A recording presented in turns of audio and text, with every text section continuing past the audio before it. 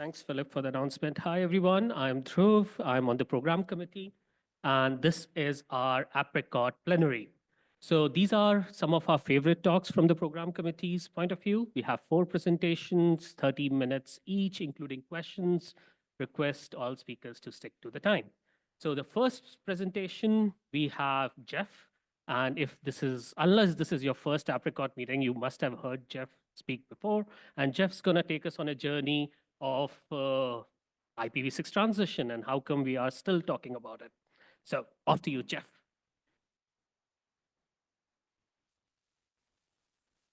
Thanks, and look, it's an absolute pleasure to be here this afternoon. I don't know about you, but I think I've sat through about 250 IPv6 presentations. Now, some of you might be able to better that, and I admire your fortitude. But let me say at the outset, this is not one of those presentations, because a bit like you, I've kind of seen it and heard it, and I've kind of come to the realization that I don't think anyone's really listening. Something else is happening. What is happening? You see, I've been measuring using the wonders of Google Ads. Great measurement tool, by the way. I think it has something to do with money and ads as well, but no, it's a fantastic measurement tool. And I get about 35 million unsuspecting folk who receive my ad, and it tests their IPv6 capability. Hey, here's a URL. You can only reach it in v6. Can you reach it? We see most of the internet almost all of the time. And so when I say that right now, around 40% of the internet's user base can get to an IPv6 URL, it's true. That really is where we are. But look at the previous 10 years. I'm like, that's hardly an up and to the right kind of curve. It's kind of linear. And by the awesome power of mathematics, remember that? And a few differential equations, then you can extrapolate this and come up with the fact that if we continue the rate we're going, this V6 transition has got another 20 years to run. I'm like, seriously? Now, I don't know how many of you were around in 1990. Looking around the room, I'm not sure I see many others. There might have been a couple. V4 had just taken off. The internet was going gangbusters. Everything was accelerated. Everything was fast. And when we developed V6, we thought naively that, oh, it's a tiny internet. It'll take about 5 years to ring out V6. Easy. 10 years, nah, too long. 5 years will be fine. So we thought it'll be pretty quick. It'll just happen. But that was then, and this is now. We're now 2025. We're deep into this transition and we're still only at 40% of the user base. What went wrong? What was wrong with the way we tried to attack this problem? There is no doubt we started as early as we could. This is a slide pack. Remember when we used to take foil acetates and use overhead projectors? Well, someone took a picture of a couple of them, and this date from 1990 from Frank Zielinski, who'd done his, got out the ruler and the pencil and, did it all carefully, including handwritten slides, and worked out that we were going to run out of V4 addresses in about 18 months. We knew this in 1990. We knew we had a problem, and we started to attack the problem as soon as we could. By 1992, the IETF had started the routing and addressing problem, the road group, to try and figure out how to get over. The internet had hardly started, and we're about to crash into some big walls. And by 1994, just 4 years after the first alarm bell had started to ring, we'd actually got consensus on what to do. None of you better not be, use class A, B, C addresses in V4. That's just old stuff. These days, everything is classless, and that gave us a huge amount of breathing space. So unstructured sublinks saved our bacon at the time, and the other part was a successor protocol. V4 was not going to cut it. It was really obvious even then it wasn't. So we came up with IPv6. I love this photo. I think it's Russian. And I can't, every time I look at it, I can't figure out how it could ever turn a corner. I'm not turning, I'm going straight ahead. Doesn't matter where the rails are, I'm going too fast. Brilliant. Bizarrely, IPv6 was the minimal change of all of the successor protocols that we were talking about. Absolutely minimal. It first came out saying, oh, I just recompiled it and I changed the number 30 to 128 and it kind of worked. Yay! And that was really where V6 was, just absolutely minimal. It removed packet fragmentation on the fly. We thought we were doing the right thing. That was a mistake. And we replaced ARP with multicast because Steve Deering had just done his PhD in multicast. No deep reason, that was it. But it was an end-to-end protocol. You couldn't put in relays, you couldn't put in translators. It wasn't backward compatible with V4. It was a new language. Everyone had to change. And so we came up with this model of what we called the dual stack transition. Now, we'd done this before when we finally got rid of DECnet. We'd even done it a bit with AppleTalk, I guess, where you just slide in a second protocol, and the more you use the new one, the less the old one gets used. It naturally dies at some point. And as long as applications prefer to use the new one, you don't need to do anything. It just self-manages. So this idea of dual stack was how we coped with the fact that flag days for the network were just not possible. That was a 1980s thing. Could never be done ever again. Tomorrow we're all running V6. Yeah, right. So the idea was it would just look after itself. Fantastic. Nothing like a problem that looks after itself. You can then ignore it. So we did. We did for many, many, many years. The transition was just going to happen, so we didn't need to worry. So we went on and started to do other things. We didn't need to think about it until I blame Apple. The iPhone was revolutionary because it was bad enough having a PC in everyone's house, but that's only a few 100 million, a billion, so. But the iPhone was one in everybody's pocket. All of a sudden, the numbers got astronomically big, astronomically quickly. This was affordable mass market technology, and it completely blew our plans right through the roof. In the second last year of V4, 2009, the regional internet registries got rid of, sent out the door 190 million addresses. Don't forget, there's only 4 billion there. So we're chewing through just under, 10% in 1 year. The next year, full 10%, 248 million addresses churned out the door. Don't hear anyone mention the word panic, but it was sitting there. All of a sudden, this stuff was getting to be a real problem. So the automatic plan we had of this wonderful takeoff, that by and of itself, V6 would get naturally preferred. As the internet grew, the amount of V6 would grow even faster, and it would all happen without ever having to reach down into the bag and get the last V4 address. And we didn't need to do a thing. It was all just going to happen. Until someone dropped the ball. All of us dropped the ball. We weren't looking, and we had no ability to control this. We were meant to actually have V6 running before we got to the last V4 address. In actual fact, in 2011, the opposite happened. We ran out of V4 with a crunch. We hit it running at full speed. The last year, we got rid of 330 million V4 addresses out the door, the biggest year ever, right up until there was no more. So all of a sudden, we had no transition plan anymore. We had no gradual way of doing this. No matter what we did, it was going to be a mess. Couldn't turn off the internet, couldn't tell everyone to stop using it. The telephone is your friend. Lift up that handset and start dialing, dudes. No, couldn't do that. And the answer, of course, as distasteful as it was to some of the more zealotry folk in the IETF, the answer was network address translation.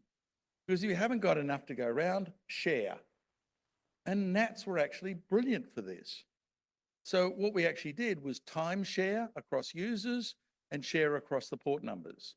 All of a sudden, it wasn't a 32-bit address space, it was a 48-bit address space, because those 16 bits of port address came in bloody useful. So all of a sudden, a low friction approach. You can run NATs, I don't have to. You can run them, I don't have to. It can be done in a piecemeal, uncoordinated fashion. It matched the internet, remarkably well. And if you're a client at home, you don't need an IP address, you just talk to servers. It's only servers who needed addresses. They were the only points of the rendezvous. So despite the distaste, it matched the economic model of the internet at the time. We had shifted from a 1980s model of mainframe peer-to-peer. You're all too young. You don't remember this shit, do you? We had big mainframes. They did everything. So they talked to each other as peers, okay? All of a sudden, when you started doing devices on your desk, on phones and so on, those were little machines. They weren't service hosts. They were just simply clients. So we divided the network into servers and clients, and NAT suited that brilliantly. So the implication was that all of a sudden, it really didn't matter that much. Now, the RIRs had lost control because the RIRs exercised control through their policies of address allocation. But when you've got nothing more to hand out, you have no more control. And actually what happened was a market came up in its place. And that process, a market-driven process, took the place of the RIR's address allocation policies. And market pricing was the barometer for scarcity. And quite frankly, what had happened was, predictably, the largest players got to dominate. The content distribution network players, the Amazons of this world, the Alibabas these days, Google, Apple, etc., that ran big content factories, dominated this area. They could afford it. Servers were rich. Clients didn't need addresses. No great problem. So why do I need to move to V6? This is a map, or at least a graph, of a time series in North America, US and Canada, basically. And it shows the population of users who could reach something in V6 only, the V6 proportion. And it climbed to 50% just at the start of COVID, start of 2020, and didn't move since. The players in North America who have done V6 are fine. The players who haven't are fine. And those who haven't don't seem to be under any particular pressure to move. They've reached an equilibrium point without any impetus to get off it. Wow. Well, address scarcity has now changed. You don't need public addresses for clients, you just need it for servers, and even then, you don't need it for every service. How many domain names can I put on one server? I don't know. Some folks say 1 million, some say 10. It really doesn't matter. It's just a virtualization of the service world. So all of a sudden, we're now looking at names, not addresses, and we're able to scale in a different dimension using the namespace. Address scarcity was not a problem. The original price of addresses when they started to get traded a little over 10 years ago was about $11, $15 an address. It moved up to 30 slowly. During COVID, everyone going, oh, and it climbed up to 60. Guess what? It's back down at 40 bucks an address again. There's no pressure out there for scarcity. Address scarcity isn't really a factor in today's industry. Why not?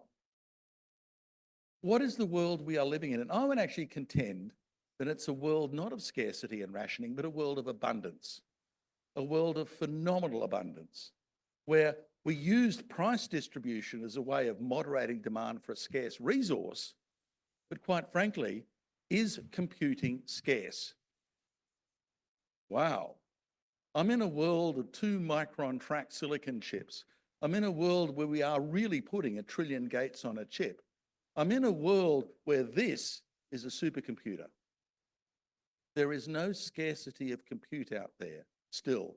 Moore's law is prodigious in the way it delivers capacity inexorably, both in fiber capacity by having better digital signal processors and in just raw capacity on the processing chips. Compute power, up and to the right. We keep on delivering. Oh, I can't make it faster anymore. Fine, just put more processors on the one chip. 30, 100, 300. Just keep on adding. So compute power isn't scarce, it's abundant. And if you look at the price of storage, that's a log scale. That's a log scale and it's still going down dramatically. Storage is not just cheap, it's giveaway. So the world we live in is not a world that needs rationing. It's not a world that demands price-based rationing. It's a world of phenomenal abundance. What did we do with that? We changed the way the networked world works. Instead of going over to where the resource is and dragging a copy back, we use that abundance to deliver a copy close to every user. We changed from on-demand to a provisioning model of just in case. Netflix has its entire catalogue right beside you in the local data centre. You're not going to watch it all, you'd be crazy. But just in case you do, it's there waiting and it's really fast because they've pre-configured and preloaded the network. The service model for provisioning takes account of that abundance and delivers just in case you might want it. So now, how wide is the network? I live in Canberra in Australia, a tiny little country town, it's not that big. It does have 2 data centres, yay. I'd actually be amazed if many of my packets go further than those data centres. Most of my traffic is delivered locally. It's a shorter network. In fact, it's hard to actually say it's a network at all. It's just one hop. What does short actually mean? Well, distance is the killer. Latency and distance is what makes networks creak and groan. You'd know this if you've ever done any work, in this kind of long latency networking. It's a pain. If I can reduce that to the width of a data center, all of a sudden I'm flying at terabits per second. Because of short latency, the stuff just flies. All of a sudden, server and content aggregation works because the network itself is a smaller network. So we serve content from the edge. We don't serve it across the network. What does short mean? Short means fast. You've never had it so fast. Why? Because most of the packets aren't going very far. There is no networking. It's just switching. The new BGP, routing dudes, is the DNS. BGP doesn't matter. Stuff doesn't go over long distances anymore. It's simply a last mile delivery problem. Packet miles has shrunk, which means the network now can operate at gigabit speeds. And we're now talking trunks inside the data centers of up to a terabit because we can do this across short distance. So faster is the other byproduct. And now we've got ample compute power at the edge, phenomenal compute power at the edge. We can contemplate encrypted protocols everywhere, all of the time, even in my watch. And my watch isn't groaning under the load. There is enough processing power to do this. So all of a sudden, quick, encrypt everything all of the time is a serious option. TLS 1.3, a serious option. And now we're talking even deeper into encryption with oblivious DNS and oblivious HTTP to actually hide the identity of the end parties from each other. How can you do this? Because the edges are capable. You've got so much compute power now, you can do this and get away with it because the cost is marginal because compute is abundant. What does that mean? It's cheaper than you've ever seen this. This is abundance and cheapness on a scale that we've never seen before. So how do we make the network 1 billion times bigger than it was in 1980 or 1990? Because we made it shorter, faster, cheaper. We scaled. We didn't scale addressing. We scaled in the naming space. And that's what gave us the clue here. The result is economic. In the 1990s, we were still living the legacy of the telephone world. The local telecommunications company owned all the money and orchestrated the entire industry. They were the folk that pulled it all together. That's gone. What's the richest company in the world today? I believe it's Apple, and if it isn't, it's Microsoft. Google's not far behind it, and so on and so forth. The money, and massive amounts of money that we've never seen to such levels of aggregation, is at the application area. All that abundance is actually shifted with all that value as well. The network is economically trivial. It doesn't matter. What matters is, if you will, the application economy. So who pays? I run a network. I need a lot of money because I'm going to spend it all on V6, buying new routers and new staff and new this and new that. Your customer's going to pay you 1 cent more for running V6? Nope. We did our job so well that that change from V4 to V6 running dual stack is invisible to them. Why would they pay you more money? And if you're an applications person, will you pay more to have your application run on a V6 network? Of course you won't. So no one is willing to pay for the network to undertake a transition. The currency of networks is no longer address-based. IP addresses aren't the central part of the argument here. Today's network is a named network. Everything centers around the security of names and TLS. Everything. We are running a name-based network. The DNS is now the closest match. The DNS is now the switching service. All the large CDNs run BGP as a switching service. The average AS path length in a large CDN is about 1. It's adjacent to everyone, or it's not doing its job well. All of a sudden, there is no network. There's no demand for networking engineers because we don't network. It was too expensive. It didn't actually solve the problem. What solved the problem was taking advantage of abundance and replicating everything. So let me repeat that. Most large CDNs run a BGP routing table with an average AS path length of 1. It doesn't route. Routing security is very important. Well, not really, because there's no routing.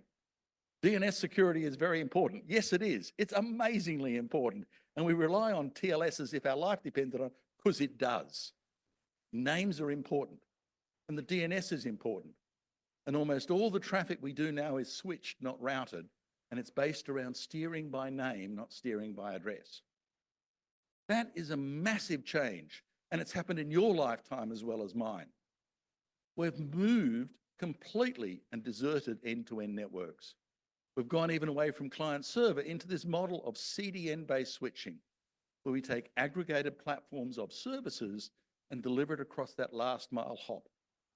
Clients are identified at the application level, not at the IP level, and services are DNS name services. The 1980s architecture of addressing was a 1980s architecture. V4 or V6, it's still a 1980s architecture. The architecture we are using to scale today's network, to actually produce a network with billions of users and tens, if not hundreds of billions of devices, is oddly enough a name-based architecture that uses addresses merely to stop the packets colliding with each other. They're ephemeral tokens of distinguishing and nothing more. So why is V6 taking so long? Not because you're stupid. It's not because you're short of money. None of that. Because it doesn't matter. It's not part of your critical path in running a digital service. Something else is going on. Because quite frankly, IPv6 is not going to solve the problem here. We have to take this and turn it into a different kind of network, a network that is based around naming systems. So names matter. Names really matter. Where's Kurt Lindquist when you need him? The DNS really matters. Addresses, not so much. Address-based routing, not so much. It's a different kind of world we're living in now. And it's a world based around the side effects of abundance and the inexorable pressures of technology change with Moore's law and the shift of economics out of the network into applications that have caused this change. So does anyone care about V6? Yes, you care. It's a wonderful area to look at. But does it really matter? For those 60% of the world that sit behind networks that don't do V6, I don't think they live second-class lives. I don't think it really matters to them. They still see the same service world as everything else. So in essence, what we did, it was, I suppose, more rational to change the entire architecture of the network than it was to do a transition to V6. And that's the reality we're living in today. Thank you.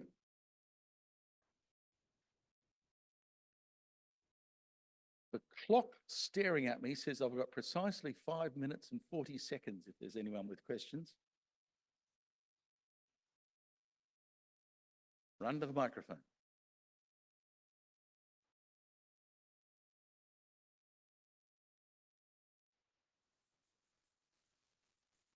Okay, cool, thanks. I'm Andrew from Indonesia. One question: the fact that seems that IP physics is no longer needed. It's basically now address space. So the first question is, what's next? You presented the facts, but what next? The second question is, I see that some of the RIR, they still have the waiting list. That means the demands for the IPv4 still there, even though now the address, the address rather than, sorry, the name rather than address is much more important. But why waiting list still there? Thank you. Okay, so what was the first question again? What next? I mean, you present What the next? facts. Okay. You present the facts. Moore's law is so bloody hard. Moore's law, when the number of gates on a chip doubles every 2 years, every piece of equipment you bought this year, in 2 years' time, is junk. Because your competitors who bought later have a much more efficient, much faster, much whatever it is piece of equipment. Moore's law has driven this industry into strange and exotic places. No business model can survive. Why do folk like Google get really big? It's not because they're cleverer than everyone else, but the only response to this kind of inexorable pressure was to buy everyone else around who could look like they might be a threat. So we have no idea about the next 5 years. Not Google, not Apple, not me, not you. Moore's law is really tough. And where this gets expressed in technology, I don't know and you don't know. So no betting on that. The second one, why do folks still queue up for free IPv4 addresses from the RIRs? Because they're free. Realistically, look at the trading price. Hilco, the IPv4 folk out there, publish pricing data. I adhere to current models of market-based scarcity. If a resource is scarce and under contention, the price goes up to reflect that scarcity. If a resource is in abundance, the price goes down. Last 3 years, the price has come down, not going up. So yes, folk queue up for free, I'd queue up for free, and so will you. But the market is saying, don't really value it that much. It doesn't seem to have a scarcity premium, don't really care. And what it really says is the folk who have V6 are quite happy. Nothing wrong with what they're doing. They're not going to get rid of their dual stack network. It works.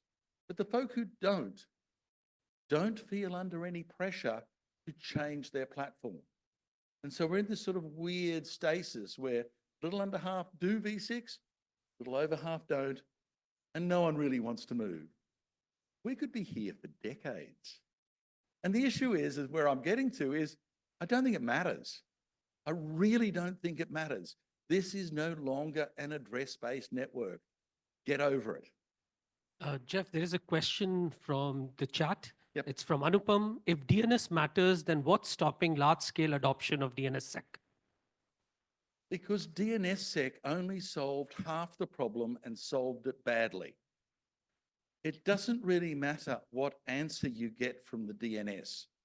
What matters is that the packet I send to that server is the right server. The server needs to prove its identity. When this problem was first recognized in 1994, there were 2 efforts that started.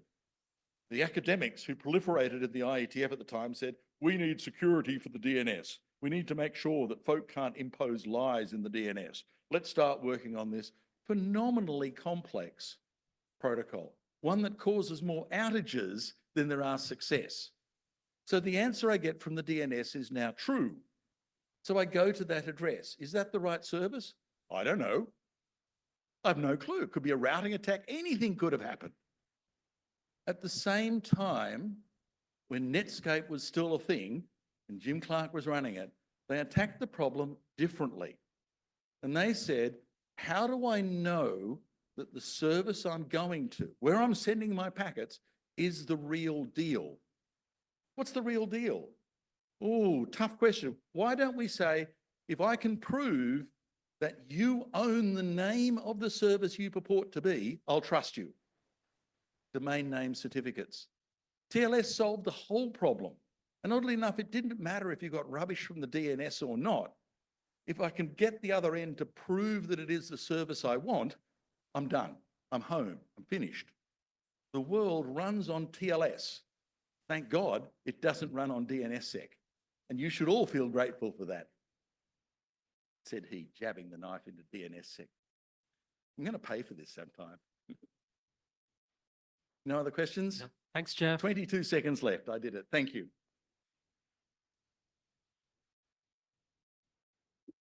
Thanks, Jeff. Next, we have Mark Tinker, who is the co-founder and managing director of Transmission Co. And he brings a great talk about critical submarine cable system and how its all components works together. So off to you, Mark.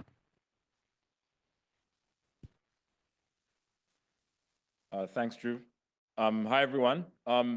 This is just a primer on subsea components. So obviously, as with the internet in this room, that's traveling across a submarine cable outside of Malaysia and to the rest of the world.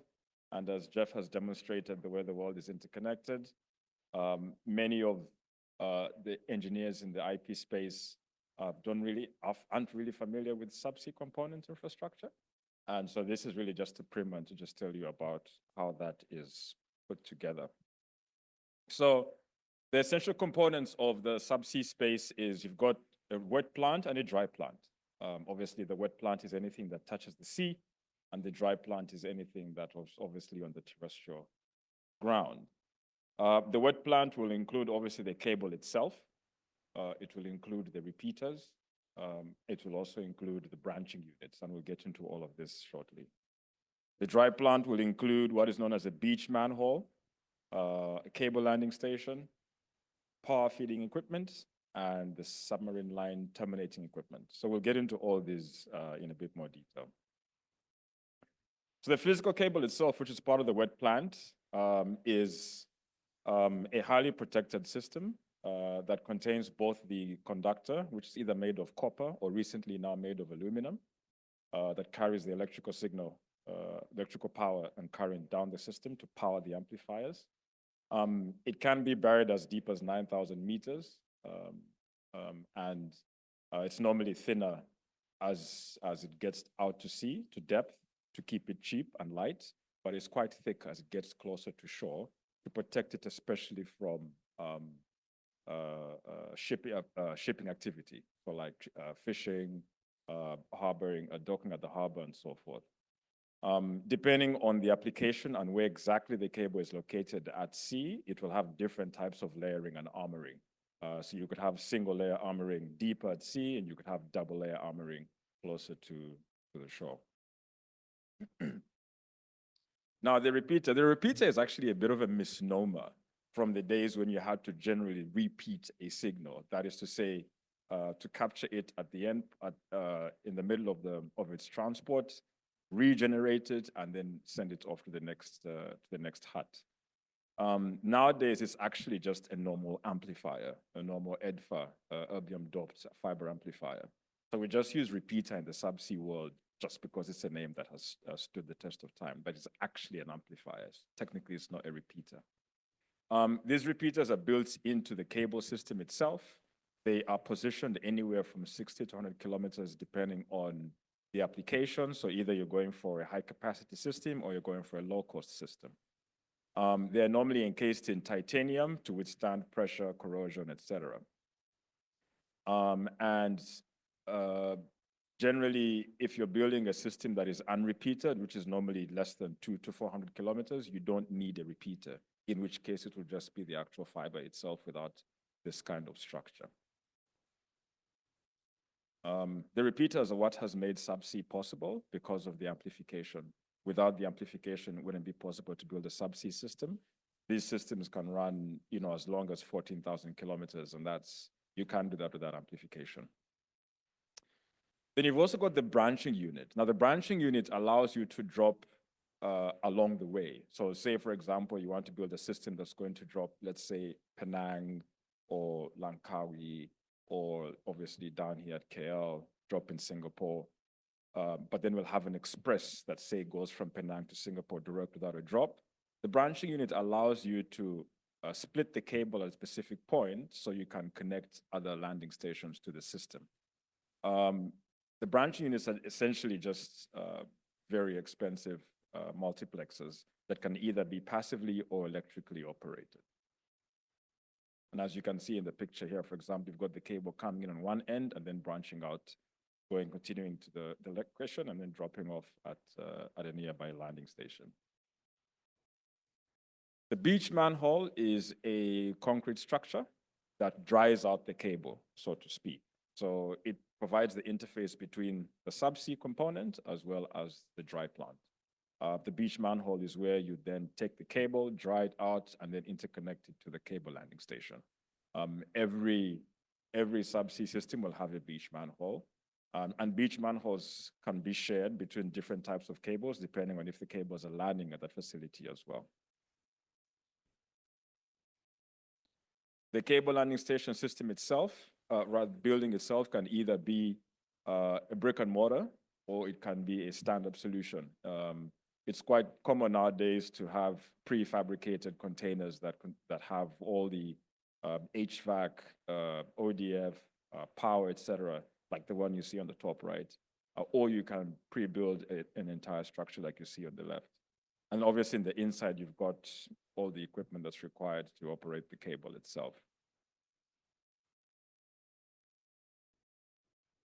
The PFE, which is the power feeding equipment, is what is used to drive electrical current, DC current, through the cable. Now, on terrestrial systems, you've got maybe 60 to 80 kilometers. You've got what we call an ILA, an intermediate line amplifier hut or a building. And the good thing with that is you have access to electricity and so on and so forth. In subsea, you don't have access to electricity along the cable route. So the power has to come from this cable landing station. The PFE is installed at either side of the point-to-point system, and both of the PFEs can actually pump power into the cable at either end. The PFEs are designed such that if one end of the PFE fails, the other one can take over the full load, which is quite nice because PFEs do fail, not so often, but they do fail sometimes. These can pull as much as 20 kVA, 25,000 volts, let's say, of DC into the system. And that's a lot of energy because you're going to have a lot of voltage drop at each amplification point. Like a typical 12,000 kilometer system can have as many as 100, 150 amplifiers, on the cable. The SLTE is essentially the optical system. In the old days, they were specialized.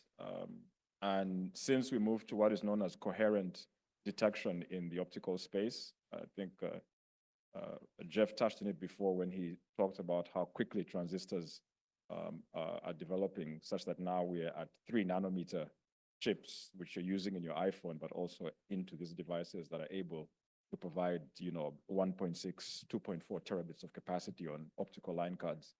That's what we have the SLTEs now. From 2012, when coherent allowed us to fix chromatic dispersion in the mathematical domain, we now have what once used to be normal terrestrial optical vendors in this space as well. So Ciena, Infinera, Nokia, Xtera, Huawei are now providing this capability on the subsea side.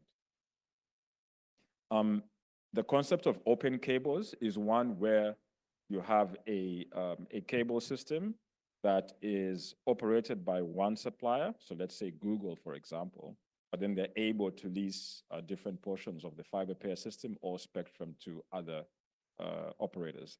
And each of those operators is able to run any SLTE vendor they want. So on a single cable, you could have multiple optical vendors. This is obviously where all the bandwidth is generated. Now, some of the practical issues that you will run into with subsea systems is that cable landing stations are not data centers. That's one of the most important ones. And it's not a problem today because new cables now extend from the landing station and into an carrier-neutral data center. So as early as 8 years ago, you could only buy capacity at the landing station. And that meant things like cross-connects were highly expensive. In some cases, they still are. In some economies, I know places where cross-connect costs you $15,000 for 100 gig. But now new cable systems mandate that the SLTE, which provides the optical service, is landed in a carrier-neutral data center, which then leaves the PFE hut, or where the PFE sits, as the actual CLS itself. Normally, they aren't far from each other. 50 to 100 kilometers would be the average distance between the CLS and the open carrier data center. But you still do get some markets where they aren't running open cables, that you'll have to pick up capacity in the landing station. And in that case, it can become quite, let's say, cumbersome, because cable landing stations don't normally have the space to provide that kind of co-location facility. Subsea cables is the other practical issue. They do fail. And I think in Asia Pac specifically, I recall over the last 10, 15 years, there've been a number of massive failures around cable systems. On average, you'll have about 2 cuts, 1 to 2 cuts every year, let's say. That's normally how operators tend to account for the insurance for those things. Mobilizing ships and getting repairs out, taking weather into account, et cetera, can easily cost you 3 to 12 weeks on a good day. Sometimes it could be more. You might recall one of the outages in the Red Sea where some cables weren't repaired for almost 8 months. So things like that. Leasing vessels for repair can be about $100K a day on average. And by the time the repair is done, you're looking at anywhere from $1 to $2.5 million for a repair. So it is quite costly. That said, though, subsea systems are a lot more resilient and more reliable than terrestrial systems. So that's why, when you have to spend this kind of money every 2 to 3 years, it sort of works itself out. The majority of subsea failures, though, happen due to anchoring as well as fishing activity. And no, not sabotage, deliberate sabotage, let's say. Shallow waters obviously are quite risky because you have a lot more human activity. A shunt fault is also a very common issue that actually afflicts cables more often than actual cable cuts. And a shunt fault is what happens when the protective layer of the cable is exposed and you've got the copper or the aluminum conductor with accessing the water. That moves the virtual ground from an equidistant point between the PFUs to where the shunt fault is. So even if the shunt fault, say, moves closer, or the virtual ground moves closer to the shunt fault location, because the PFU, you remember, is able to send power from one end all the way, the cable can continue to work. It's not uncommon that shunt faults can last 4, 5, 6 years before they're actually repaired, because what people then tend to do, the operators, is that they wait for a bigger issue to occur, or they combine resources with maybe another ship that's going to be in the same area doing work. Because like I said, if you're paying $100K a day just to repair a shunt fault, you'll be spending money almost every month, because shunt faults are quite common. Yeah. And the subsea space is historically quite terrible at providing useful information to the public. So unless you're a direct customer, you probably generally wouldn't know what's happening with these issues. So if you wonder why subsea cables don't communicate so much, it's because historically there's always been some kind of secrecy around anything to do with subsea.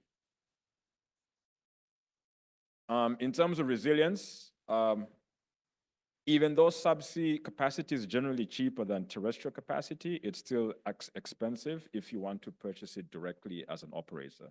Most people or most operators that have subsea capacity tend to buy it from an IP transit provider who either owns the cable or has interest in the cable itself. In much of the world now, and again, as Jeff highlighted, the rate of demand for capacity is outstripping the available submarine fiber projects that are out there. We are getting to a crunch in most places around the world. And between the content providers, Google and friends, tying up a lot of infrastructure for cable production, ship mobilization, repairs, et cetera, there really isn't enough infrastructure to build cables as quickly as we need the capacity. So there's a possibility, at least in some markets, that prices will begin to creep up. You can take where I'm from, for example, on the African side, we just have a new cable called 2Africa that's just launched on the east side and very soon on the west side. But because all the cables on the east side are end of life soon, we suspect that the price for 2Africa is going to be higher than it should be lower, let's say. And until more cables come online, that will be the trend. If you look at Asia Pac as well, AAE1, Simiwi 5 have just run out of capacity. They're less than 10, 11, 12 years old. So the practical problem there is that we now have a fundamental difference between technological end of life and commercial end of life. The average commercial end of life now is anywhere from 7 to 10 years. That's not a long time.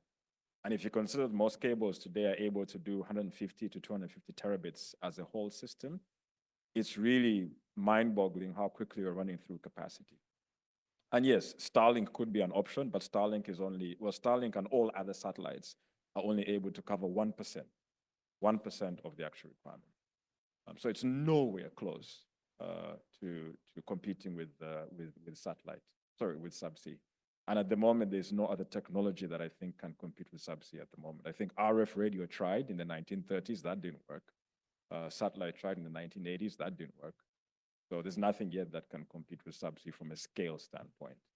These projects are rather expensive, 100 million to 1 billion, let's say. Meta just announced a cable the other day, Project Waterworth, something or other. They're supposed to go around and form a big W around the world. That's easily going to be, I would say, $10 billion project when it's done. 50,000 kilometers. Maybe it will take 7 years, 8 years. So these aren't cheap projects at all. But some of the biggest issues that you get with these systems coming online is, permitting, regulatory, environmental impact. You do get people that want to protect some kind of wildlife, and that can cause delays, and those delays do cost money.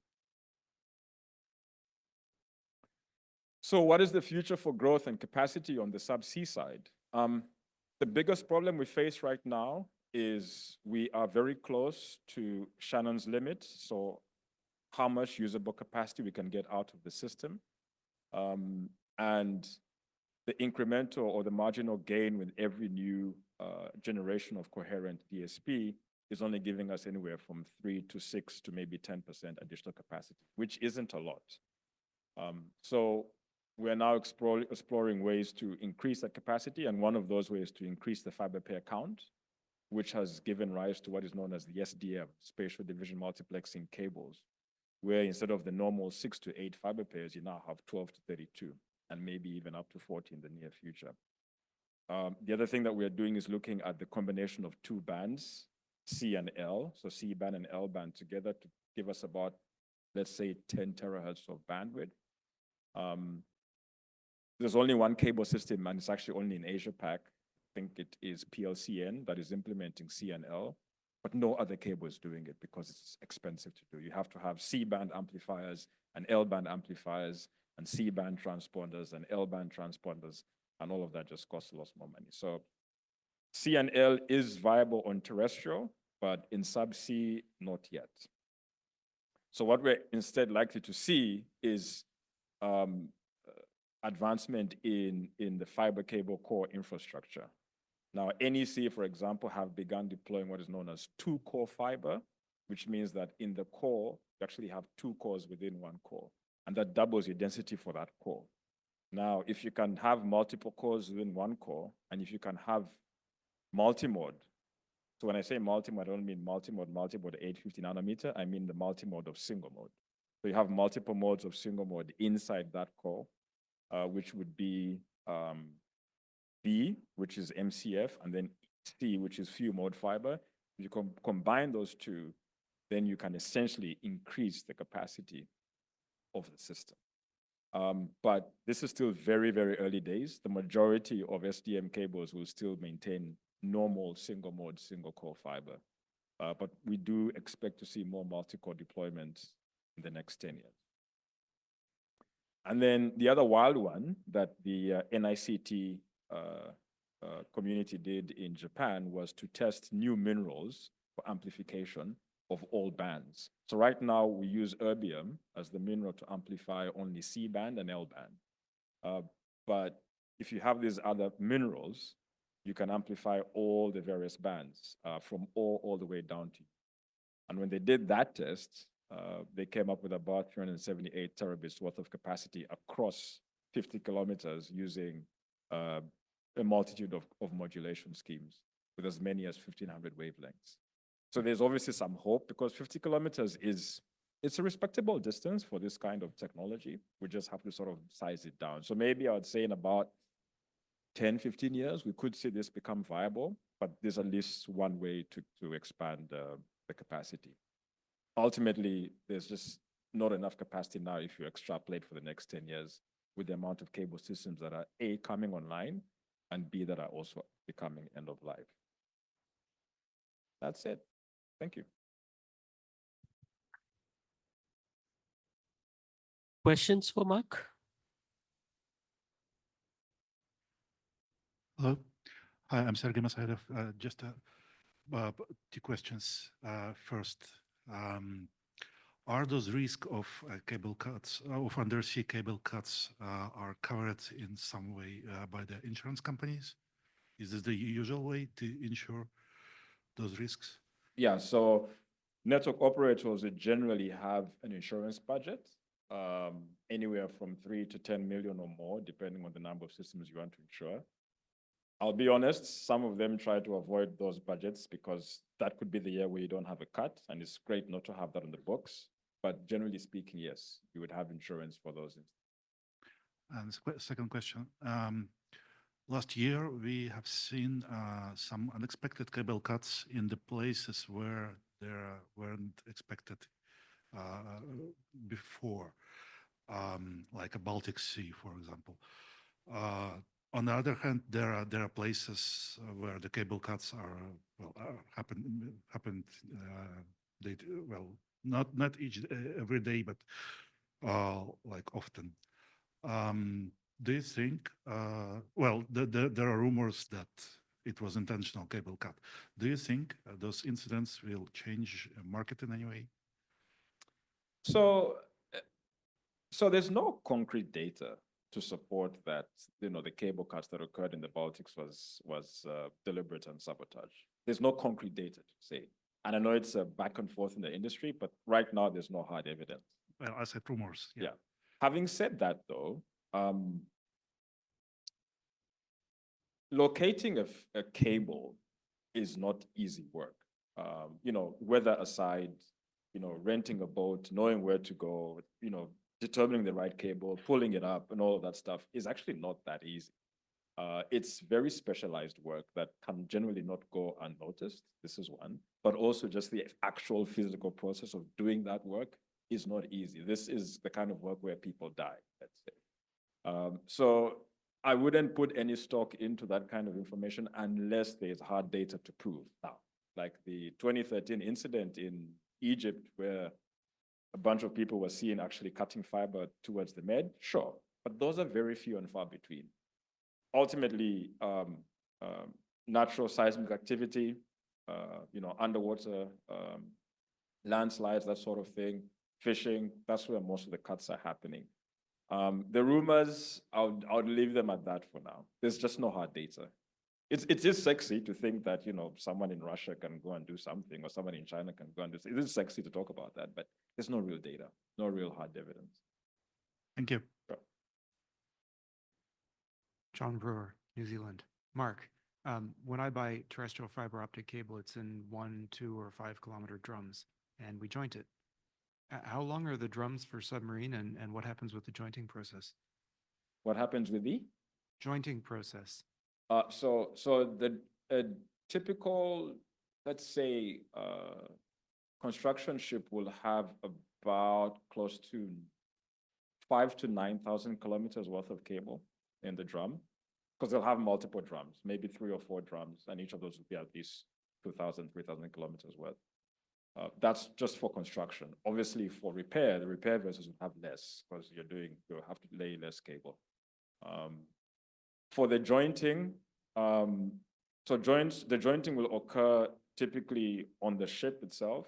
So once they get to the location, it depends if it's a repair or if it's a new build. But either way, the jointing will happen on the ship itself. Everything will be tested, nicely sealed up, and then closed up and then laid down.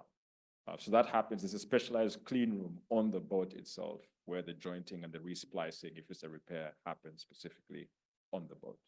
Okay, that's great. And one more, are there different types of ships that are used for unrepeated or festoon systems? Yeah, just cheaper ones. Really, yeah, there's no amplification that needs to go down. Some of the armoring might not be as intense. So you would get just a cheaper, smaller ship. But the fundamental issue we have, especially for the larger repeated systems, is that there's no access to the ships at the moment. They're just all tied up by the projects Google and the rest are doing. So on average, you're looking at about 3 to 4 years to book a ship, and maybe another 1 or 2 years to get the cable manufactured. So the average lead time now to build a cable is anywhere from 5 to 8 years. It's pretty bad. Yeah. Thanks, Mark. Thank you. Mark, would you want to also talk about the panel that we have on Wednesday about this topic? Yes, so we do have a panel Wednesday afternoon, I think. So there'll be a panel of John as well will be on the panel. So we'll be talking about the whole life cycle of subsea, from concept to commercialization to contracting to deployment to maintenance to decommissioning. So that will happen on Wednesday afternoon, 5 or 6 people. All right. Thank you so much. Thanks, Mark. So next we have Justin Rabin, who's the CTO of Kentic, and he'll be talking about DDoS mitigation via BGP FlowSpec.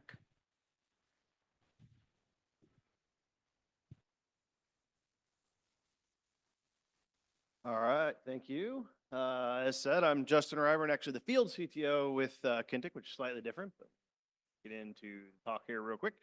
A little bit about myself before I get started. I spent about 25 years in this industry, and at the beginning of my career, ran networks and had to go and chase down DDoS attacks. Never seemed to happen while I was in the office, always seemed to happen for some reason when I was trying to enjoy some time off or an evening out with the wife. So kind of why I became passionate about different methods and different ways that we could solve for this problem.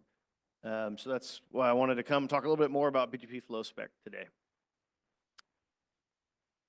So before we get into that, just a few trends that that I see around DDoS. So yeah, it still is a problem. I mean, we're 25 years after I started in this industry and we started dealing with DDoS attacks on the internet, but you can see some articles here from late 2023, so maybe a couple years old, but this problem is still going on. It's still something that network operators are faced with on a fairly regular basis, is having to track these attacks down and having to block these attacks.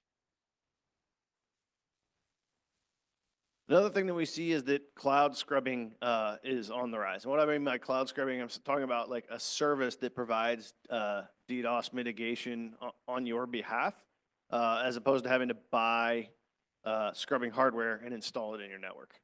The scrubbing hardware is really expensive, and especially as you start to build out and scale your network, putting DDoS appliances inline in your network just becomes cost prohibitive to be able to build and grow and scale your network that way. And so what we're seeing is more and more companies are turning to a service to do DDoS mitigation for them. I'll talk a little bit about how they can do that, but that's a trend that we're starting to see in the industry. The other thing I do see every once in a while is people will kind of pick a route in the middle, which is instead of buying the hardware and putting it inline everywhere, they'll build a scrubbing center. So they'll have in maybe one data center in each theater, so maybe one in North America, one in EMEA, and one in APAC, where they scrub the traffic. And so as the traffic enters their network, they'll redirect it over to the scrubbing center, have the traffic cleaned, and then redirected back into the network. So here's an example of what that would look like on the internet. So you've got this company at the bottom there, on the bottom right, that's advertising a route. Normally, AT&T AS7018 is their upstream provider. That's who's providing them with their internet access. But once they were under attack, they started redirecting that traffic through Newstar. So they are doing a change to their BGP advertisement to advertise their route upstream instead of through AT&T to Newstar. And then, of course, that propagates out to the internet. So all of the traffic from the internet hitting that particular prefix there being routed through Newstar. Newstar is doing the scrubbing for them and then injecting the clean traffic back into their network. All right, so what are some other alternatives that we have for dealing with DDoS attacks beyond just BGP flow spec? So there are some other alternatives. This is probably the first way as an industry we started dealing with this 25 years ago, which is just a very manual process. So as you can see, the little enterprise data center there on the right side of the screen there is under attack. They call their friendly internet service provider that's upstream of them, say, hey, I'm under attack. Can you please do something about this? Can you please help me out there? And then hopefully, if you're lucky, someone from that service provider, from their network operations team or their security operations team goes and logs into all the devices and puts a firewall filter or an access list on all of their interfaces and stops that attack so that the victim can get back to work and get back to serving up their content. But there's some challenges with that approach, right? The first thing is that, well, I guess one of the benefits of that is that doing it with an ACL, doing it with a firewall is very granular, right? So you can get down to very granular details on what it is that you want to block as far as the traffic goes.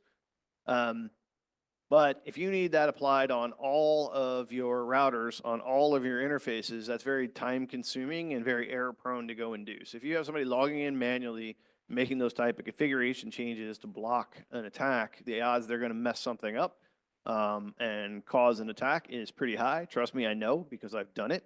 And when it goes wrong, it goes really wrong.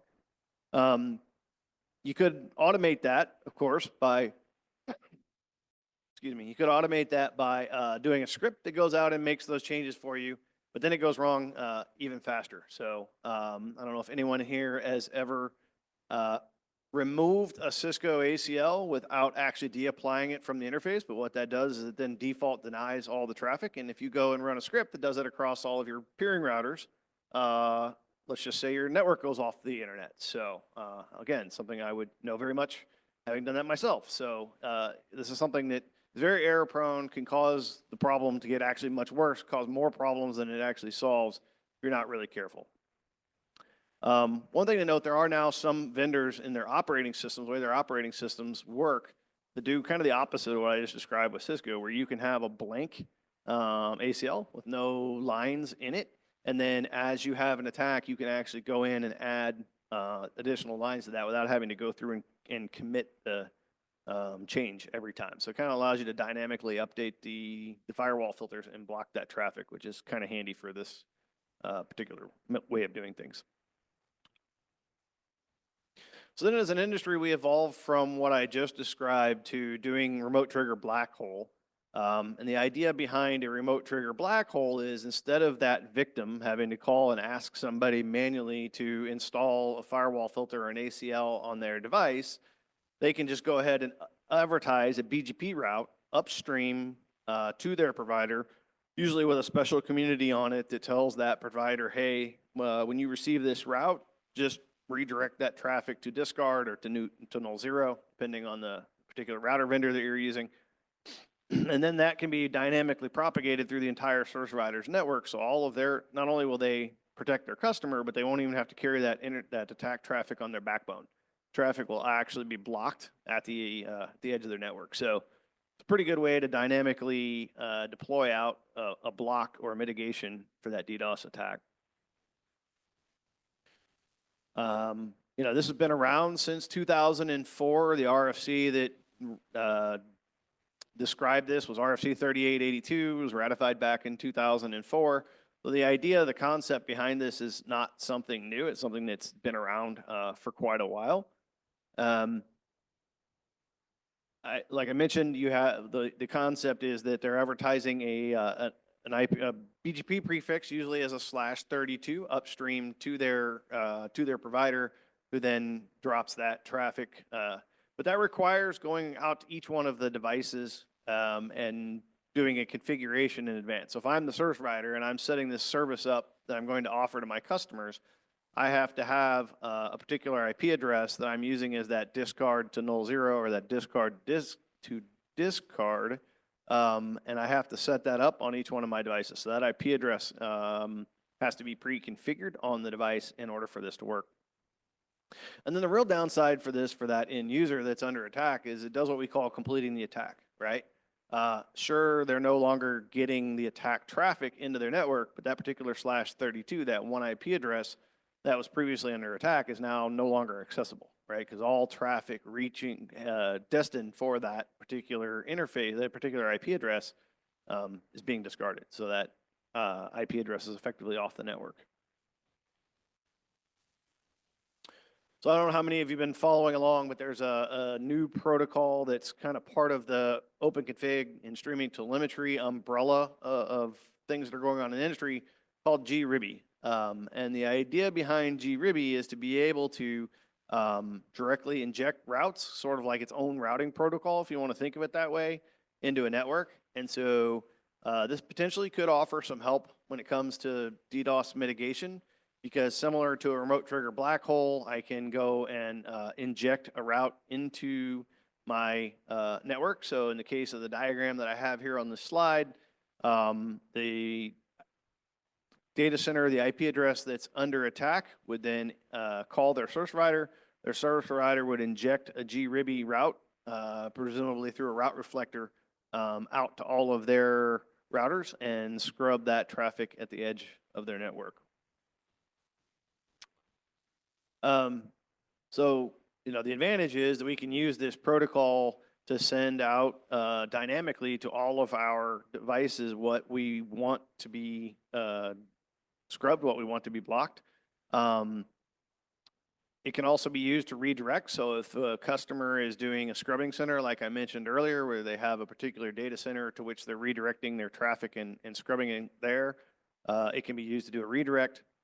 But last I checked, there was no current way to get more granular and do a more granular match. So you have to take an entire, at least a single IP address or a block of IP addresses and either block it or reroute it. You can't say block it based on the size of a packet or the particular protocol further up the stack.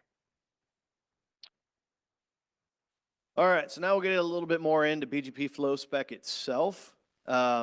When the RFC was ratified, they added a new AFI and SAFI, a new network type for doing BGP flow spec advertisements. So for unicast traffic, it's AFI1, SAFI 133. For VPN traffic, so if you're doing routes in a VRF table, for example, it's going to be AFI1 and SAFI 134. In order for that to work, of course, both sides of the BGP session have to know that they're going to negotiate that capability. So if you go and turn this on, your BGP sessions are going to reboot so that they can negotiate that capability. If you're going to turn that on, make sure you do it in a maintenance window because your session is going to bounce. Or the other thing you can do, which what I typically recommend to my customers when we're talking about this, is just create a second session, right? Have one session for your normal routing and then create a second one for advertising these flow specs over. Once we've advertised or once we've got the protocols set up and BGP can now advertise these routes between each other, we need to create the actual route itself. So the NLRI in the route actually defines what the matching criteria are. You can see there's a lot of granularity to what I can match on to. So I could look at things like destination and source prefixes. I can look at ports, protocols, ICMP type codes. So there's a lot of different things that you can match on to tell it what kind of traffic I want to match, what the parameters of the attack are that I'm trying to mitigate.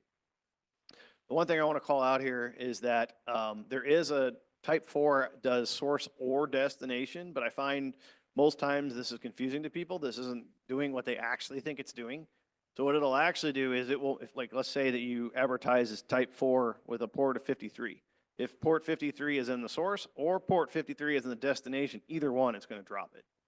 And that being kind of what I would call non-deterministic tends to get confusing. So I recommend people use either 5 or 6 so that you know whether you're wanting to catch the destination port or the source port.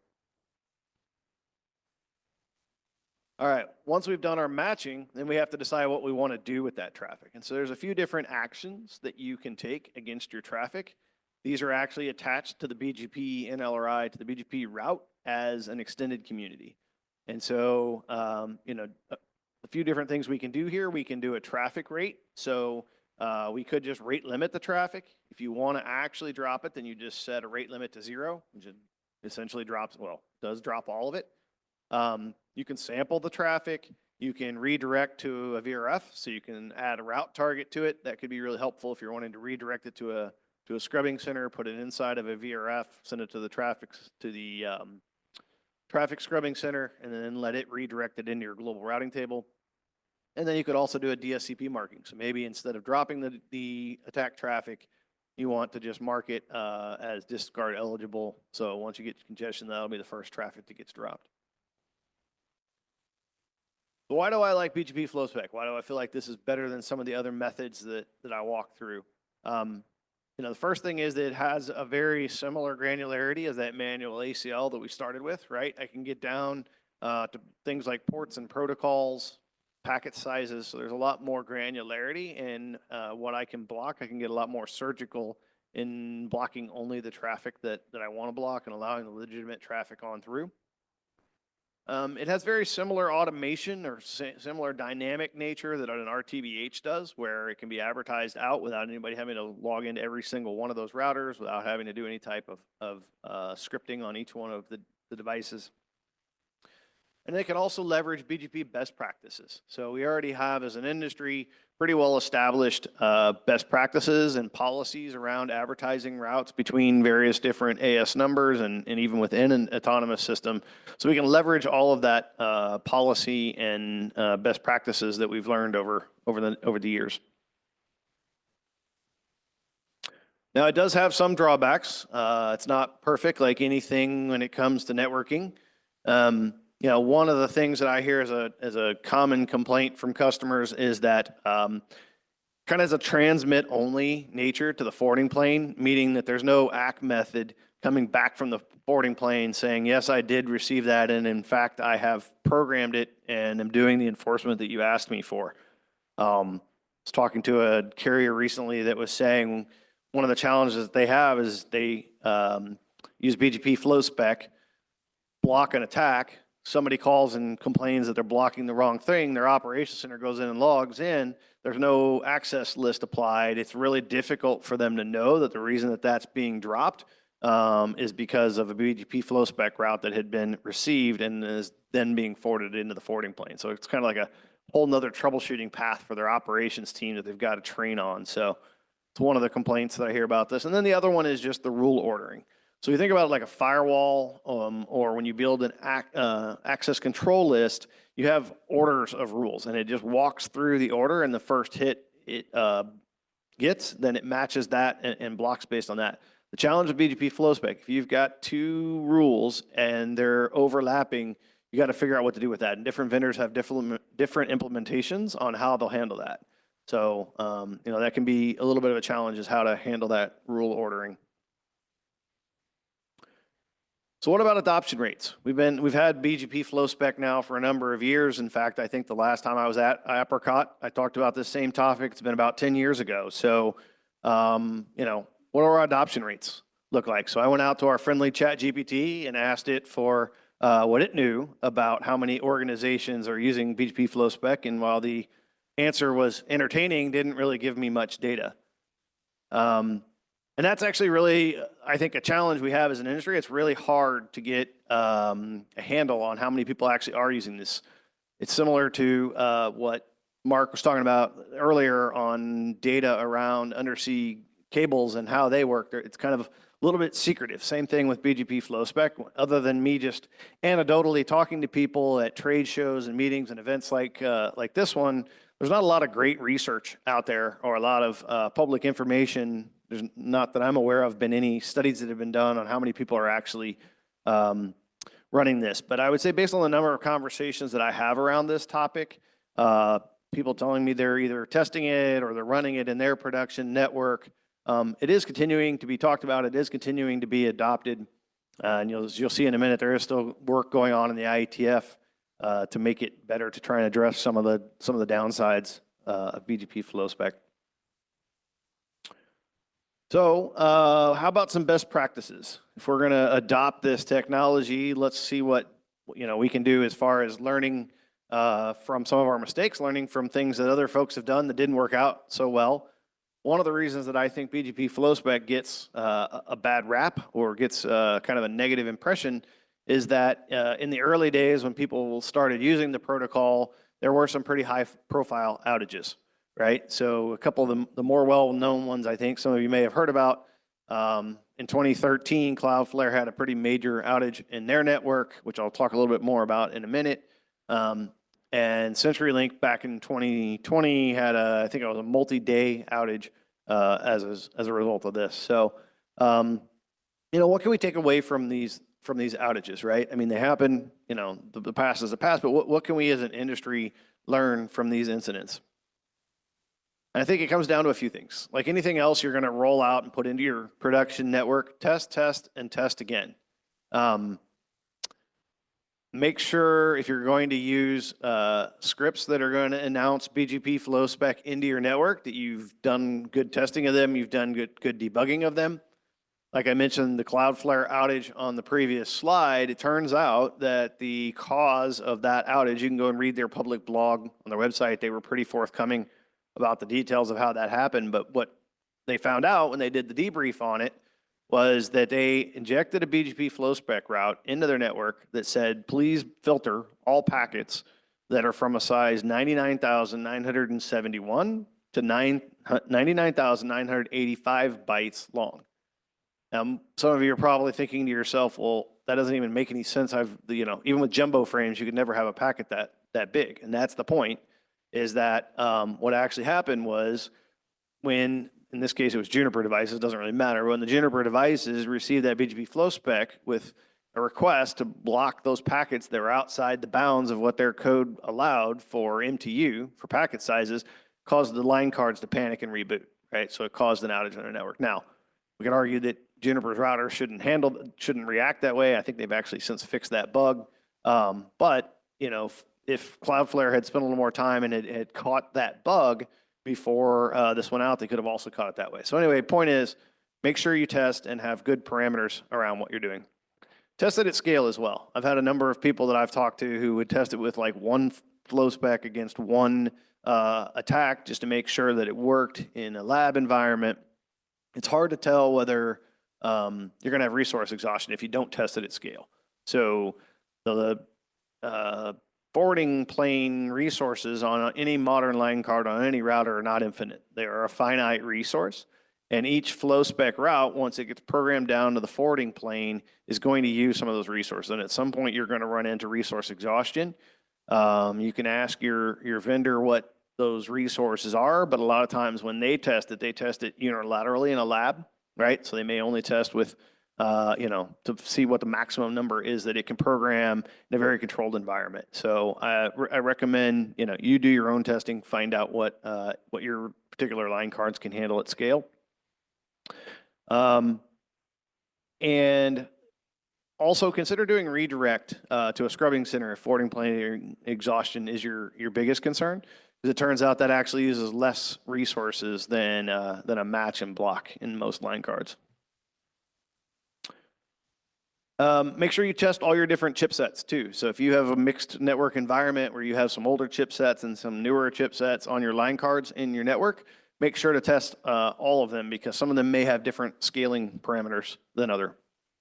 Not all flow spec rules are created equal. So some rules, the more complex they get, the more resources they will take. So for example, if I just injected a flow spec route that said block this 1/32 destination prefix. That's a pretty simple rule. It's not going to take a lot of resources. If I get a lot more complex and say, block this prefix, block this protocol, TCP flag, packet length, now I've got a much more complex rule, which of course is the reason to do flow spec in the first place, but that is going to use more resources. So as you develop your best practices for your network, think about how many of those things you want to allow and then test that at that scale.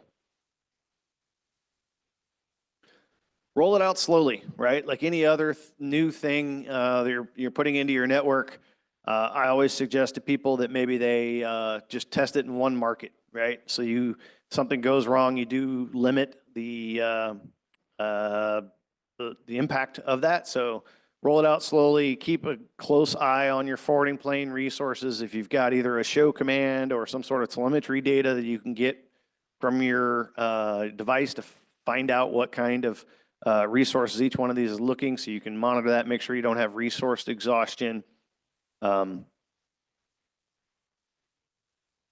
right, so next steps. What are we as an industry, where do we go from here? I always recommend people to stay current on the latest advancements. There are a lot of active work going on still around this in the IETF's Interdomain Working Group, IDR working group. So there's a mailing alias out there. You can go and either join it yourself if you want to get it in your inbox. You can go out and read through the alias on their website, whichever's easier for you. But keep up on all the latest that's going on in the IETF as they continue to address some of the problems that I mentioned earlier. Use the hallway talk. So as you're at APRICOT, as you're at other events and you're talking to some of your other peers at other networks, talk to them about what they're doing. Learn from their experiences, learn from some of their best practices, what they've done, what's worked, maybe some mistakes they've made that you can benefit from, learn from, so you don't make the same mistakes. And always feel free to reach out to me. I don't know everything about FlowSpec, but I'm always happy to answer any questions that I might, or see if I can find you a resource who might know something I don't. Few additional resources. Those are QR codes if you want to follow them, or when we post the slides, these links will work. You can go out and check out some of these additional resources that are out here and available to you. So it's just a wrap up here, a quick summary. DDoS is still a challenge that we're facing as an industry. Mitigations can be difficult to do, but I believe BGP FlowSpec can be a big benefit to those who are using it. It is starting to pick up. There is some adoption, but there's still, I know a lot of companies that I talk to that are still a little nervous about turning it on, or haven't gotten around to testing it and rolling it out yet. But again, test it before you roll it out slowly. And then share your experiences, good or bad, with your peers so that we can learn from one another. And with that, I think we're ready for questions. Any questions for Justin?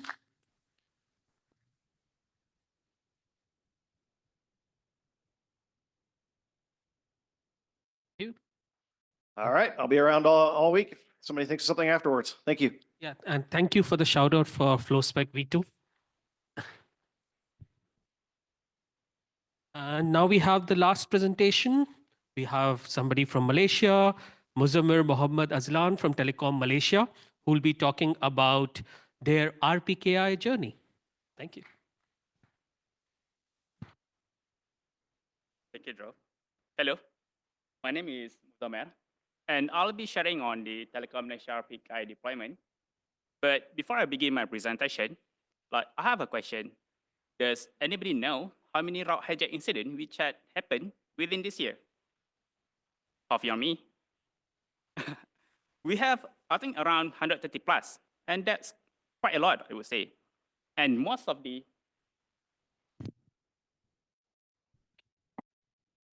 right, sounds better, right? Okay, so before I begin my presentation, I have a question. Does anybody know how many route hijack incidents which had happened within this year, just within this year? So in total, it's around 130 plus. Well, that's quite a lot, right? And most of the hijack, most of the incident can be mitigated using RPKI. So this is one of the reasons why we decided to pursue the RPKI. And we also wanted to build a more secure network for Telecom Malaysia. And for that solution, we wanted it to be automatically executed. And another thing is that we wanted to join the industry in reducing the route hijack incident. And because others are doing it, most of the top tier providers are dropping the invalids today. And to us, it's not about the revenue growth or anything like that. But to us, it's about doing the right thing. So let's have a look a little bit about the RPKI. So in RPKI, so we have two components, which is we have the ROA and we have the RPKI validators. So for the ROA, this is where we register our IP address with the proper subnet mask and with the correct origin. And on the other side is the validator. So validator is an open source tool which will allow us to download all the ROA and send it to our router to do all the automatic filtering. So a little bit technical, is it? So let's have a look at another slide. So let's take a ROA is the binding of our public IP with the origin ISP. And our passport is the binding of us individual with the country of origin. And without a valid passport, we would not be able to get far, right? We would be able still to get to Langkawi Island, but we'll not be able to get to Japan. And Japan has no. And I have another question. So how many passports can we have per individual? More than one. I saw that in the movie 007, James Bond. Well, this special part about the ROA. So we can have multiple ROA for a prefix. I'm going to share on this later. And let's go to the validator. So let's get to the airport. So at the airport, so we will have two options, whether we wanted to queue at the immigration officer booth, or we can get to the automatic gate. But either or, what's going to be validated over there is the passport, right? So this is where the validator comes into the picture. Validator will have the capability to download all the ROA and send it to the router, to the automatic gate for the automatic filtering. Quite interesting, right? Let's go next. So this is a little bit about how the logical flow of the ROA. So each of the ISP will register their ROA at the APRICOT repository, which contain the public IP, prefix link, and the origin ES. So the rest of the ISP will push their ROA over there at the APRICOT repository. And what's next? We can have the ROA being pulled into our network using a validator. So with all those information all together, what we can do with it, we can push it to our router using RTR protocol, and our router will react as the automatic gate, the one that we have at the airport, and we can do all the filtering based on what you wanted to configure. If it's valid, accept it. If it's invalid, drop it. If it's unknown, so it's up to you guys how you wanted to filter that. And a little bit about the ROA. So how do we check, how do we ensure that our ROA, the one that we registered, is correct? So I would propose to use the APRICOT dash. It has a lot of information over there. And it also has the routing hygiene information. So if you have more time, so please have a look at the dash information. And this is the current ROA take-up for Telecom Malaysia statistic. So we had been updating from time to time, and our current stat is at 99%. And this is the other one on the right, is the one that I got from the APRICOT Monitor NIS. So in total, we have about 1 million internet routes today, and 50% of it is a valid route. And we still have like 40+%, which is unknown, yet to be registered. And we have less than 1% for the invalid route. So talking about the invalid route, so it could be coming from misconfiguration, or it could be intentionally hijacked. So these are the ones that we need to drop. And this is the current ROA statistic for Malaysia. I would say that we have a good number, 96%, and thank you to everyone who update their ROA. It makes our job easier. And this is among the validators that we can see today, we can download. So in total, I would say there is around like 10+ validators that we can play around, all are written using different language. Some have GUI, and some have CLI. So if you do have plan to use the validator letter, so install more than 3 to 4 and have it a go and see which one will match your requirement.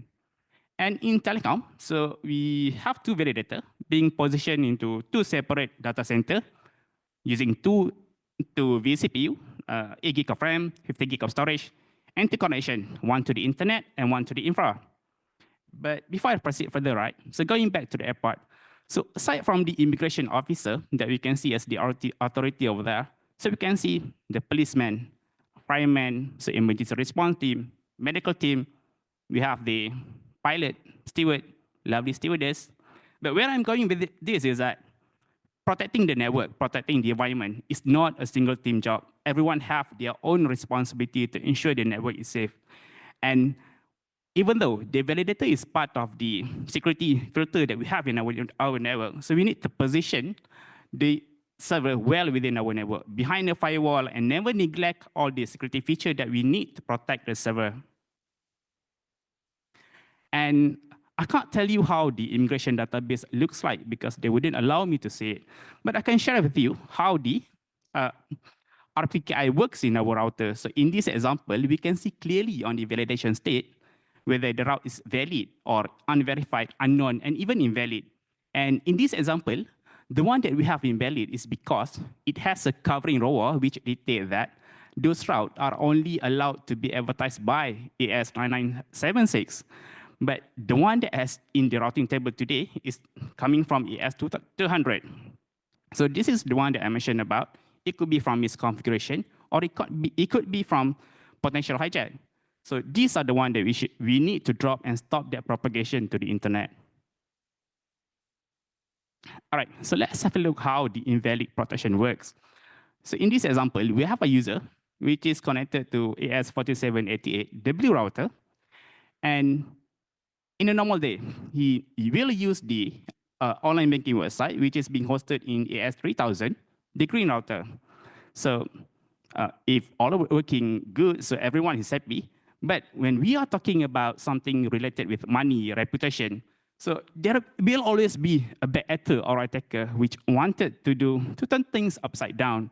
And in this example, so what the attacker did was he built a server exactly like the one, the online banking website, which is hosted in the S3000, used the same IP address, and advertised those routes to the orange network, S2000. And from the blue router perspective, BGP best path selection, it will pick only one as the active route. And over here, the blue router saw that lower router ID, lower WAN IP, so it saw that the best path to get to that banking website is through the orange network, ES2000, to the attacker network. And once that happened, the attacker will have the information of the user, login, password, and he can do all the bad things. So, but with the proper update of the ROA and then the validator, now the router, the blue router can know that the authorized origin of the routes should be only coming from AS3000, not AS2000. So automatically, the blue router will drop the routes coming from AS2000 for the attacker route. And with this, we can protect our user from being rerouted to the attacker network.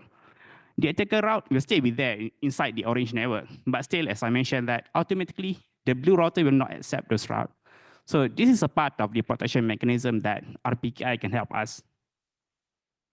Okay, this is the current global RPKI attack. So I got this information from Qaeda website, but the one that I have is up till 2020. So I did tweak a little bit to cover the one that we have to cover the one to include telecom, because we finished our dropping the invalids last year and hope the Qaeda team will mind I'll delete this afterwards. But we can see from here that started in 2017, and from 2018, 2019, started to grow. So many of the top tier providers are dropping the invalids. Major RX are dropping the invalids. Cloud provider, and even our local RX is dropping the invalid today.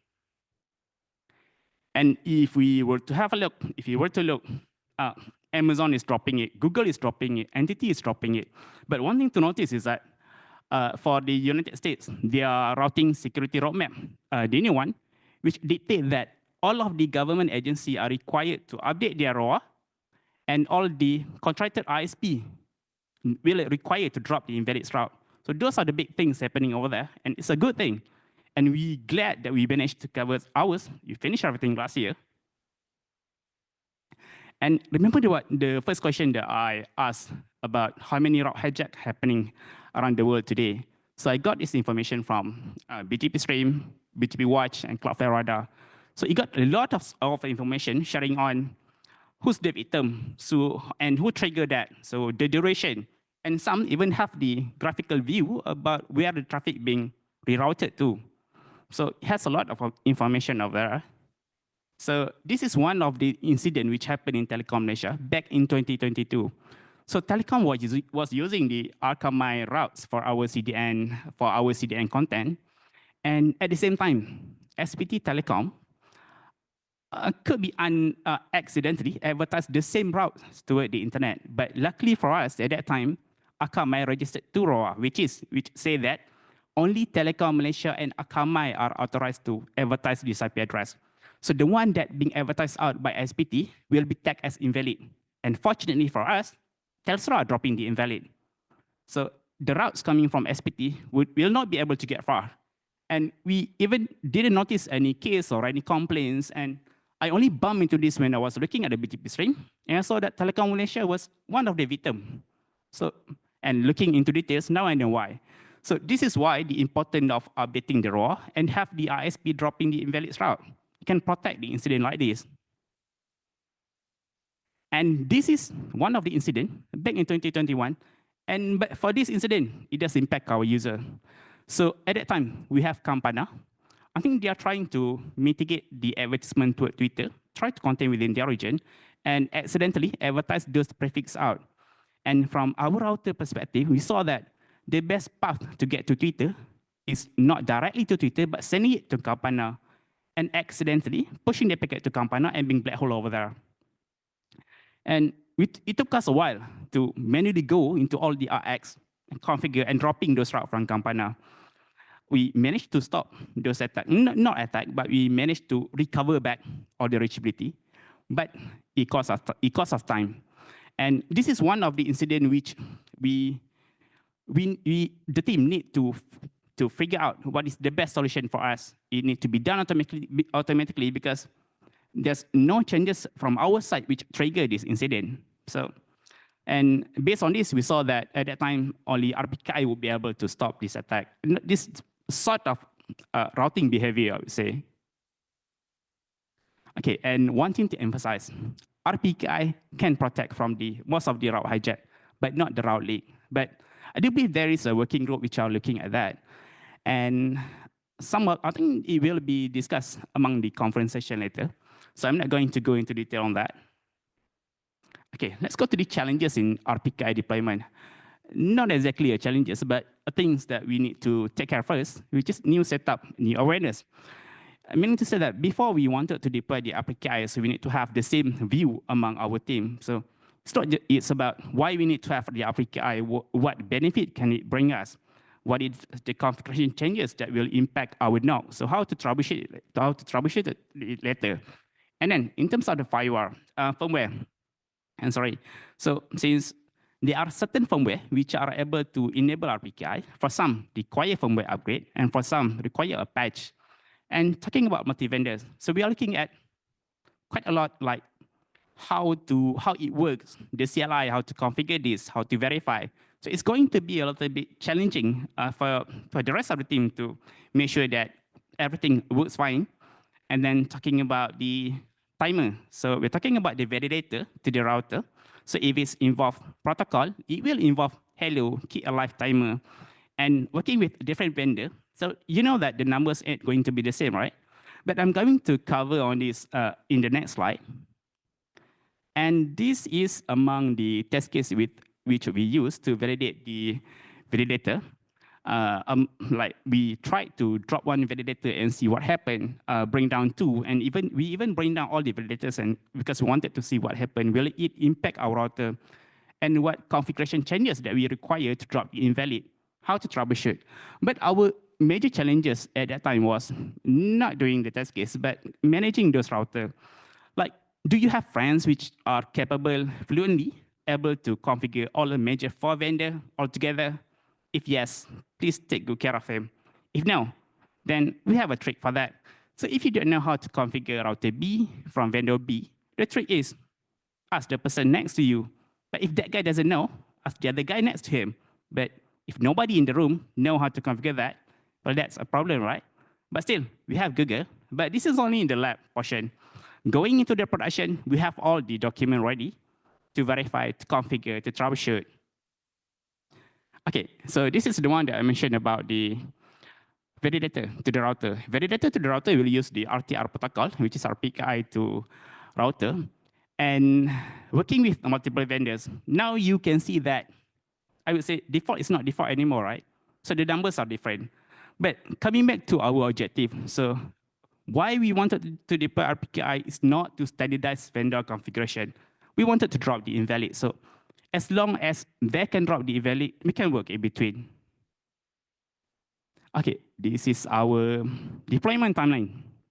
It took us a while to deploy the RPKI, starting from the awareness, approval, go in the lab, preparing the documentation, pilot test, something wrong, go back into the lab, retest again, go back to the pilot, push the policy, another awareness, telling others that we are dropping the invalids. And then we finished everything by last year in June 2024. So success story, we managed to push our IRV statistic for Telecom Malaysia from 0 to 99%. And last year, I noticed that at that time, in the map, only Malaysia have, I would say, different color compared to others. But looking back 2 weeks ago, I saw that Myanmar is picking up, Indonesia is picking up. But remember that this is not a race. This is not about who has a better number or who has a better color. It's about doing the right thing. And from our execution, we saw that we are able to push Malaysia statistic from 1 to 2% up to 30%. And we're glad that we are able to spike up Malaysia statistic to 30% and contribute to the nation. And for the rest of the 70%, I'll leave it up to you guys and I'll say thank you, upfront. And well, what's next for us is that finishing everything, so we celebrate. Malaysian style, we eat. And delivering the RPK in telecom is not a single man job. It's not a team, but it's a whole bunch of the engineers, really, I would say, a respectful engineer that make it happen in telecom. And we also managed to get the GCO award for that project. And we are happy with it. And before I end my presentation, I have one more question. So today, nowadays we talk about SDN, we talk about AI, talk about quantum compute, talk about all the new technologies, right? But do you have in your network people which are looking at what you have today? Is there any room for improvement? So if yes, then it's good. But if no, then you might consider it, because considering current attack pattern, it's not targeting all the new technology, it's targeting what we have today. So this shall end my presentation. Thank you. Quite fast. Any questions? There's one question in the chat which says, All right. can an attacker pretend to have a peering with the original AS? Attacker, let's take an example. Attacker 200 tells, AS 200 tells, he has a peering with AS 300, which was actually the original source, and is just forwarding the prefix. Does he get through RPKI check and receive the traffic? I kind of told that no, RPKI check will fail, but if you want to expand on it. Okay. So another thing is that when talking about RPKI, it's not a foolproof solution. It's not a bulletproof solution. So, but coming back to the question, well, RPKI, dropping the invalids will be on the first router that you get on the ISP. So as I mentioned earlier, even RX are dropping the invalid today. So depending on the raw updates of the origin, if it's being properly enabled, so and the RX are dropping the invalids, for sure, it will be dropped over there. So I'm not sure if that's answered the question. Wait for Fabrice to. All right. Okay. Is there any questions? Go ahead.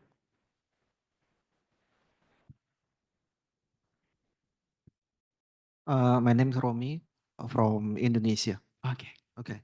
So I do some tests in my thesis for the IPKI. Hmm.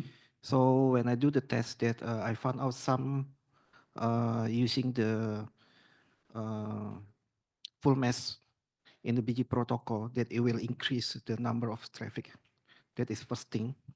The second thing that I found out that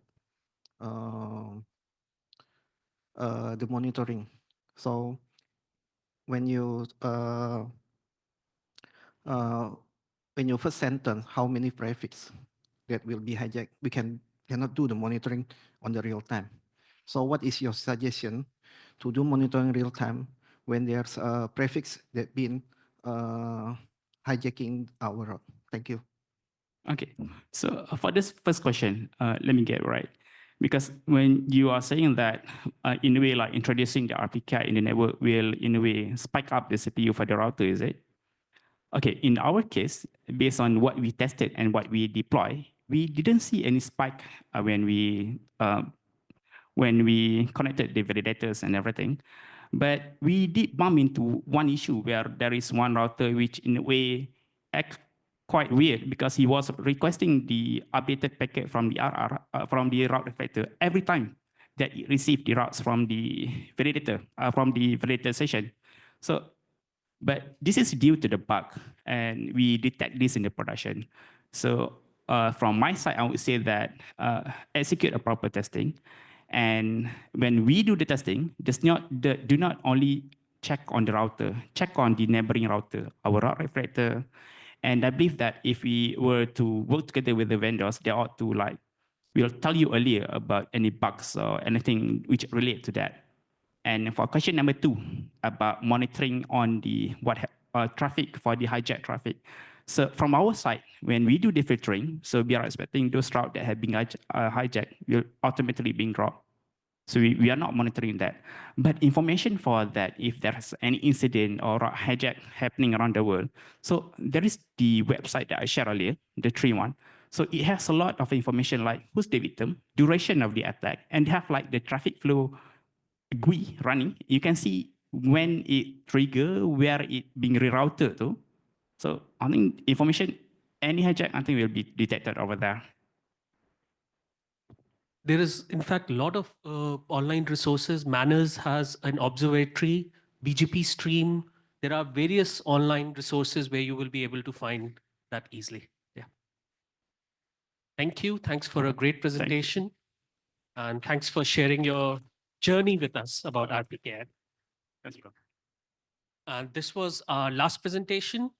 Just one announcement. We heard various talks that included a lot of protocols and work that has been done in ITF. We have a panel that we are organizing tomorrow morning. We have 2 area directors, and I'm on the Internet Architecture Board as well, who are here. And we would want to see more participation from our region, more participation from operators from our region. So come and talk to us, and we'll look forward to have some more discussion in that. This is tomorrow morning, first panel session. And enjoy the social today. Thank you.